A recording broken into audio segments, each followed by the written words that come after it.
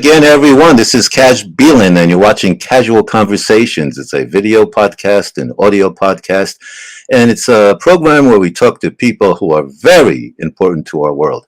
Our very special guest today is Macheis Wind. Amazing, interesting name, but he's also a humanitarian. He's a musician, a book author, program creator. He's so many things. You know, I wish I could describe all the cool things that he is. But hey, what's that?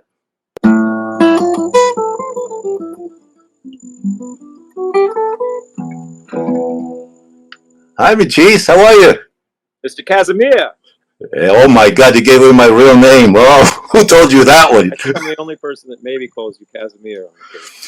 You probably are. It's an old Polish name, if you want to think about that. And welcome to Casual Conversations, Macheis. Nice to see you. Good to see you. Boy, we go way back. You know, I don't think we want to tell them how way back we go. You know, it's macheiswind.com is where you can find out all about Macheis. Also, you can go to guitartree.org. All right. So, Macheis, give us a very short thing about how you got into music and where you are now. Yeah.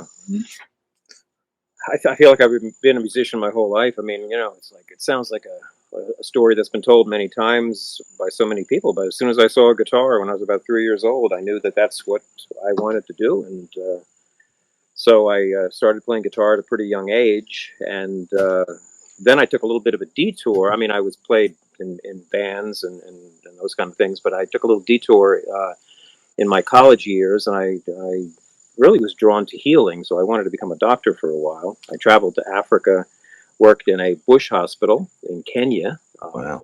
Here, but I had my guitar, and in the evenings after I was taking care of patients and stuff, I would go out, sit on my little veranda in my little village, which was called Kaloleni in Kenya. It's a bush hospital, and play guitar. And a couple people came and were drawn to the music, and I saw how powerful the music was. Wherever I went, I could create music and inspire and excite people with music. And music is just this magical thing. So hundreds of people started coming. I was playing my guitar at night in Kenya, and when I got back to the States, I decided I was going to become a professional musician. So that's what I did. So I became a professional musician in my 20s, and then the story goes on from there. So you're like, what, 30 right now? Yeah. So am I. You know. As my mother used to say, I'm 39, but she was saying that for many decades. I heard 39. I've heard 29. Hey, so a musician. Well, people here's an event which I think we got to tell people because it's coming up really soon. Unless you're watching this on replay, you know, a few years from now. So tell us about this amazing event you're doing. It's 30th anniversary of a family concert event. Well, I as I said, I became a professional musician. I toured all over the country and also in Europe and stuff like that. And I even played on a few records by famous people, though I wasn't a studio guy. My children were born, and everything changed. I started writing songs for them. One morning, like yesterday, we were sitting in the kitchen and we were having pancakes, and I came up with this song because my son and daughter went to swashbuckling pirates and things like that, and I made up a song about a pancake. Oh boy, he kind of was flat and he spoke in a funny voice. But he was also heroic and took the kids on an adventure into the forest, and it was called DOUGHEY the Pancake Man. And I did it kind of as a lark and for fun and only for them, but I started playing it for some of their friends when they come over, and it just grew and grew and grew. The next thing I know, I'm touring as a family, doing family concerts, you know, for children and playing schools, and it just so my career shifted towards working with children, and that was about 30 years ago. I released 2 albums that got a lot of attention. Of all the songs I wrote for my children, they were filled with love for them, and I thought they were pretty cool. And I wanted to celebrate the anniversary of the release of those albums and bring them back. So this coming Saturday, which would be the 17th. Yes, that's what it says right there on the screen. Our crack staff put it together, 7 p.m. 17th at 1 p.m. Yeah, right in the middle of Califon. There's a beautiful lawn area by Bex Cafe, and we're going to be having, I think, pancakes are being prepared for children and families. So should be a fun event. But yeah, the DOUGHEY albums are re-released on all platforms, and it was really fun to listen to them. And and hear them again. And Macheis, you know what the best part is? It says free admission right there. Free admission. Yeah, of course, of course. Donations are preferred, though. Like a donation for help. We don't deal with money when we're talking about pancakes and doughy. Syrup. Lots of syrup. Real gooey. Pour it on. So thank you. You're listening or watching Casual Conversations. We're talking to Macheis Wind. And as I say, it's macheiswind.com and guitartree.org you can go to find out more about Macheis. But what's amazing is we do a video and audio. So if you want to see how handsome Macheis and I look like and how great his guitar looks like, you can watch the video version. But if you don't care about that, keep driving, running, whatever you're doing, or listen to beautiful stuff and enjoy life. You know, we don't take preferences either way. Oh, I love. Play a little bit more.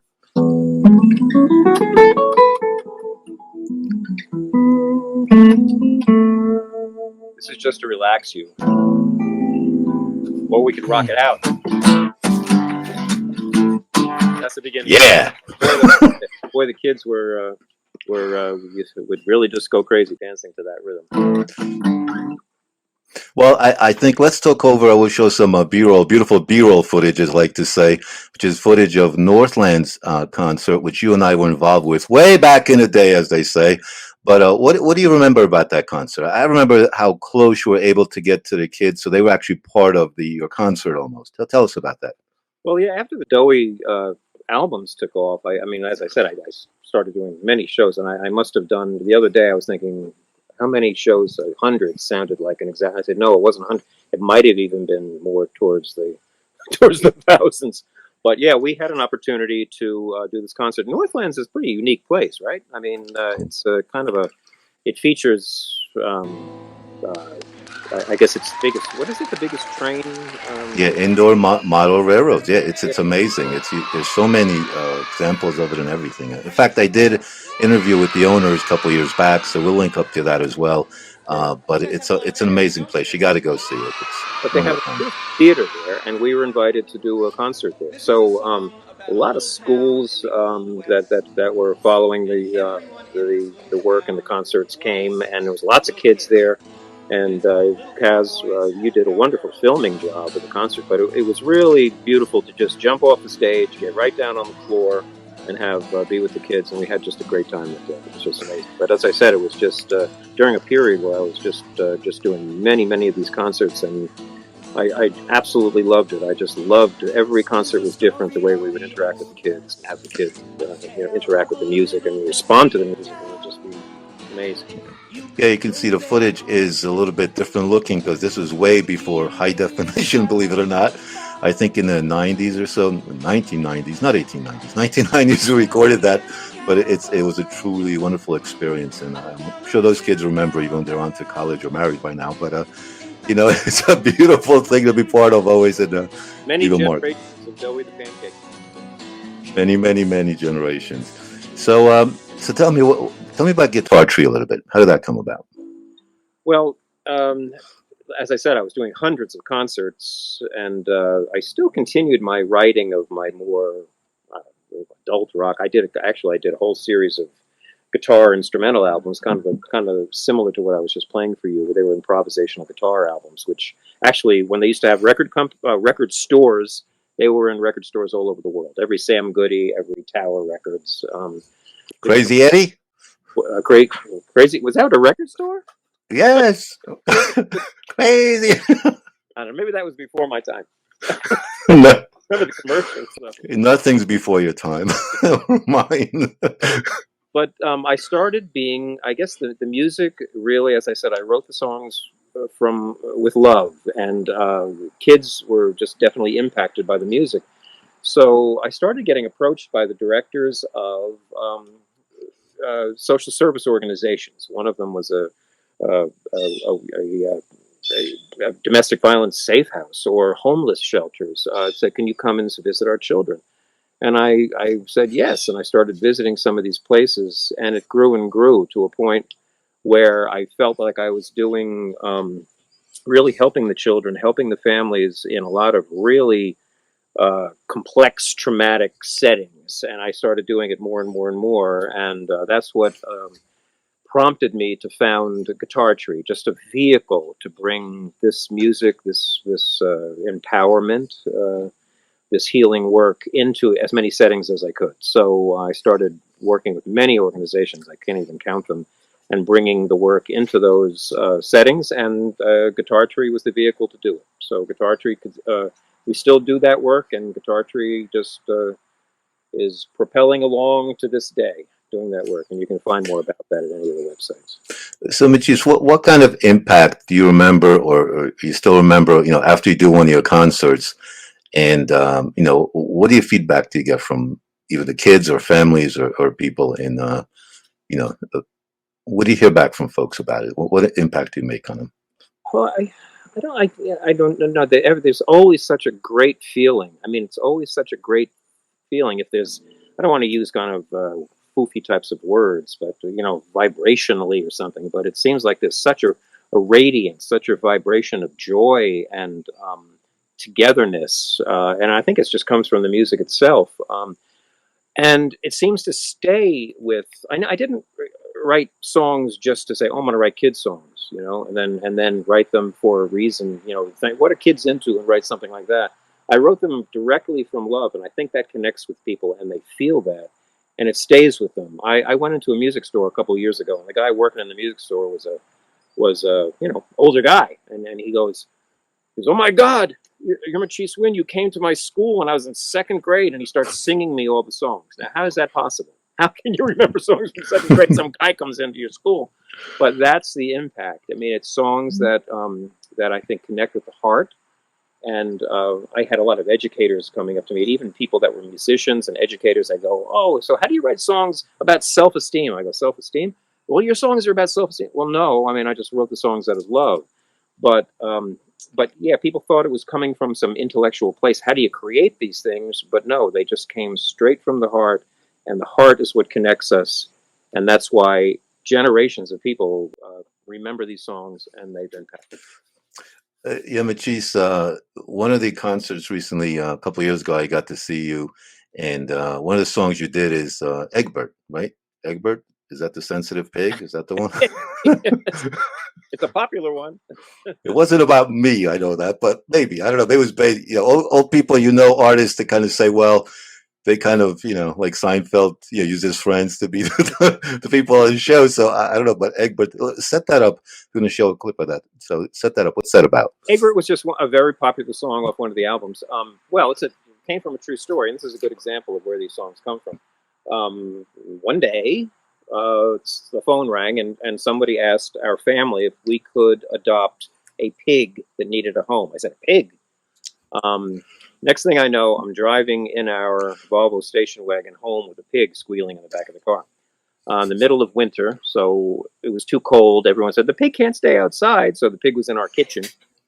And his name was Egbert. And I learned, I didn't know anything about pigs, and we live on, I chose to have this outside today because it's such a beautiful day. Of course, there might be noises that could interrupt us, but we have a little farm here, and it's not like a working farm, but it was a good place for a pig to live. So I learned a lot about pigs. Egbert turned out to be a very, very sensitive animal.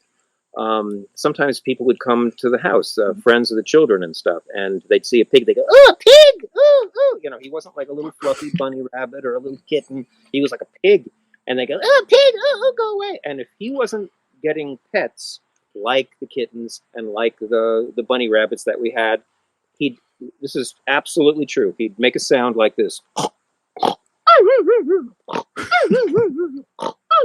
And I think he was actually crying. And I said, "He's so sensitive, Egbert." And I'd have to pet him and calm him down, and then he'd be okay. And I said, "Oh, what a thing! He has such a sensitive heart."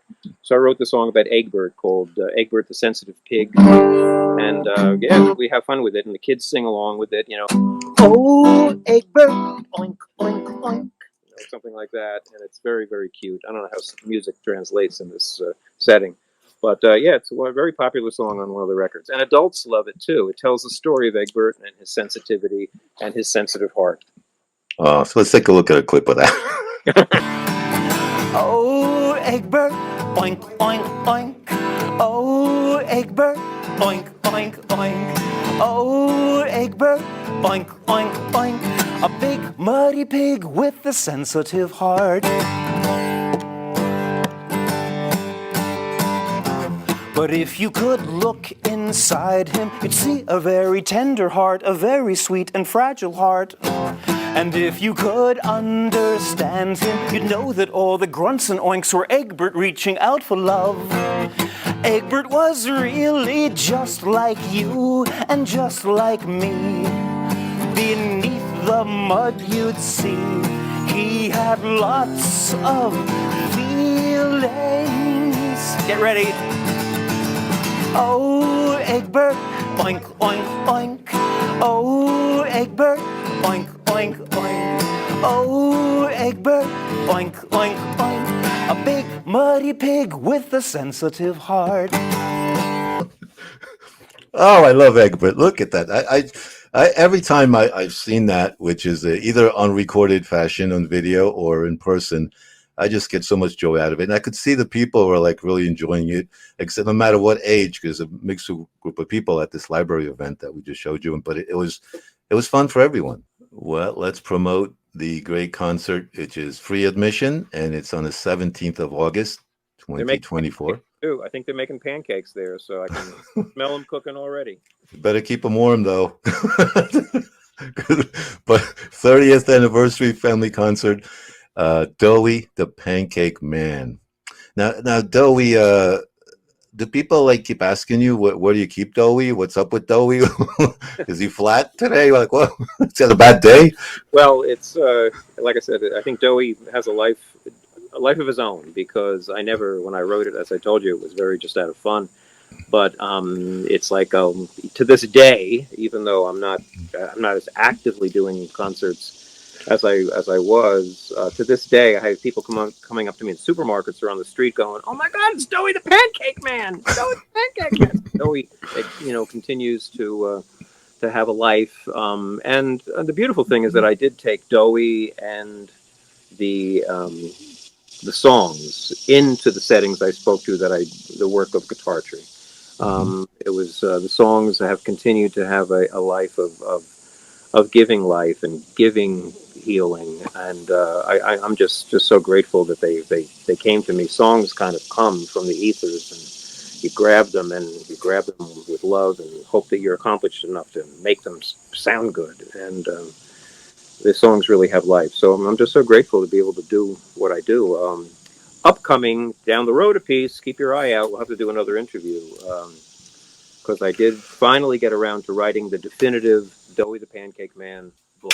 So it will become Woo! Woo! Book. And it's quite an adventure. I mean, I was on the edge of my seat as I wrote it. So get ready for Doughey the Pancake Man, the book. When is that coming out? Did you say that? I was so excited. I forgot if you gave a date.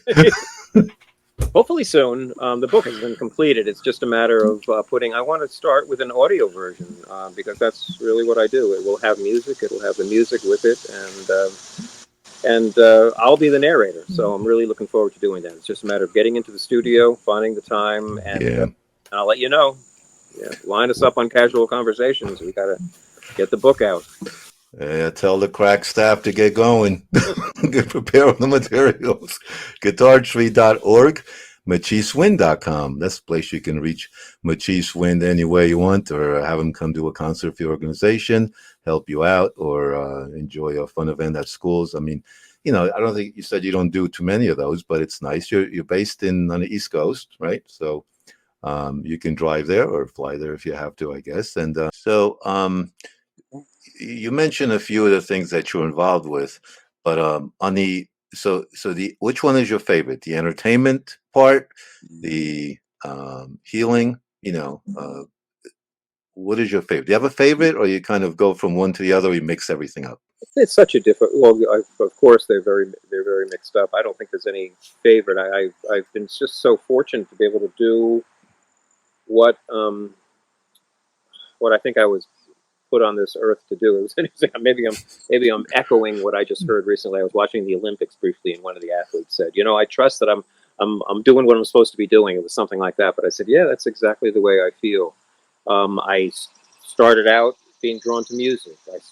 I spent a lot of time becoming accomplished at music. But I was drawn to healing. I knew that I had abilities that could help people with healing. That's why I felt like I was going to be a doctor for a while. But then I decided that music was it, so I did music exclusively. But then my children were born, and they drew me back into the healing work of music and the power of music and how it can help children and families. And so, to answer your question, it's everything. I mean, I don't have any faith. It's all one with me. Everything is all one. Mhm. For a while there, I separated them a little bit. I said, "Oh, well, I'm a serious kind of writer, and I'm writing this cool stuff, and the children's stuff is different." But no, it's all one thing. All of my writing, all of my playing, all of that virtuistic stuff that they wanted on those records, and the talks that we did at the library, they're similar to the library, the conferences of the universities, and the family concerts, and the safe houses for the children, and the homeless shelters, and the orphanages, and the hospitals. It's one big work, and I'm just so grateful to be able to do it. No, it's interesting because I've kind of been going on a similar path. I mean, I do commercials, podcasts, produce videos, produce your concert video and stuff like that. But I tend to flow to different areas because whatever interests me, some of it is just an assignment you do. But I never do it like I just do an assignment and I'm going to disappear. I try to learn from it. Right. I try to, be part of that business or that organization. And sometimes that's how you learn, discover, but also they discover stuff about them they didn't know. Because if you're doing the same thing every day, you caught up in your little world and you ask them, how's this? How you ever thought about this? And they're like, oh, we never thought about that. Like, they're like, wow. Or they see the finished video segment. They're like, wow, we really are good. We know what we're doing. I says, well, because you never see yourself that way. You're too busy making your business go and go and go. So, I mean, what do you think? I know that you were involved in those balloon races for a while there. I Yeah, think we balloon, both New Jersey Festival ballooning. Yeah. But I just remember that I performed many years there. But I remember one year I was watching. It was a major band, but it was a major Hmm. band, and they were really really good and stuff. But they said we're on tour on our 200th tour, a 200th concert this year, and it was cool. But I said to myself, I am just so grateful to be able to do the work that I'm doing. What if I had a hit record back in the day, and I was touring behind that hit record? Yeah. Into my later years. Okay, that's cool, but I'm so fortunate to be able to do this complex healing work and the music and in the settings that I do it, rather than just be a touring musician. I don't mean just be. I mean that would be a great thing for many people. But for me, like you say, it's all of these things that have interested me and drew me into this world. And to me, it's a world that I'm in every day. Well, you know what they say. It's like people go, I want to have a career, I want to make money.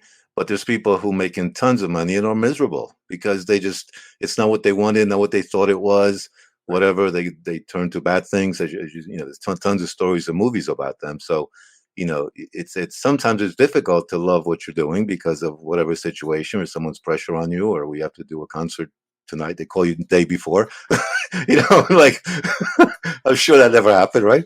And and so, or they change the whole plan while you get there because that's not what they thought it was, or so you have to be able to deal with that. I mean, have you dealt with that? Have you had people you had to help because kind of guide them through at the final moment to make everybody's the situation better? Oh, sure. I'm not. I think sometimes the work is difficult. I mean, Hmm. sometimes challenging. I mean, it's very, very difficult to be in settings where there's great pain. Hmm. As I said, emotional pain, trauma, uh, and so those situations can be very complex and difficult. However, there's always a feeling of connection to. I mean, I'm not saying I go in, I'm healing. I feel like we're kind of healing together.